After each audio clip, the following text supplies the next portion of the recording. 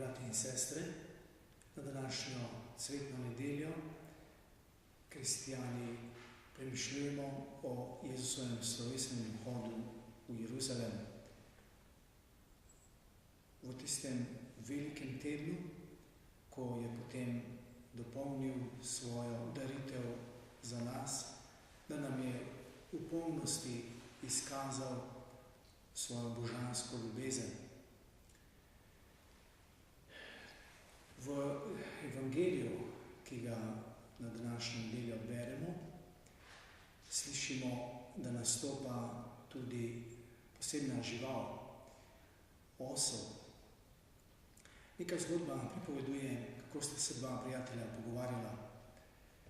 Namreč imela sta pred seboj en napis v arabščini in eden od njiju je bral, torej ni ravno poznal ta jezik arabski, pa se je delal, da ga pozna in je rekel, tukaj piše, ti si osel. Drugi prijatelj je pa rekel, veš kaj, meni se pa zdi, da se to bere z desne strani, se pravi z druge strani, torej piše, osel si ti.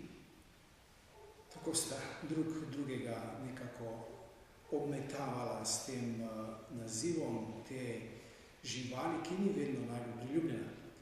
Tako jo ljudje doživljamo in gledamo na osla ali oslička. Vendar v evangeliju, v Svetem pismu, pa ima ta posebna žival, taka pravzaprav ni tako posebna, je zelo navadna ali vsakdanja ali zelo ponižna in prav zaradi tega ima poseben pomen. V Božjih očeh je torej posebej tudi nekako ovrednotena, ima svoje posebno sporočilo. Tako slišimo v evangeliju, da ta kralj, ki sedaj prihaja, pravi sionska hči, prihaja k tebi, tvoj kralj, krotak, jezdi na oslici in na osličku.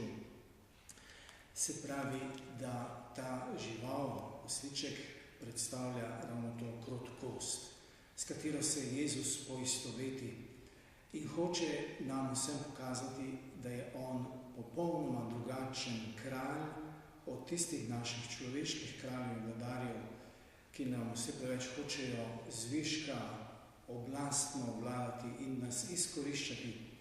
On sedaj prihaja krotak, ponižen, poln ljubezni, želje, da bi nam služil.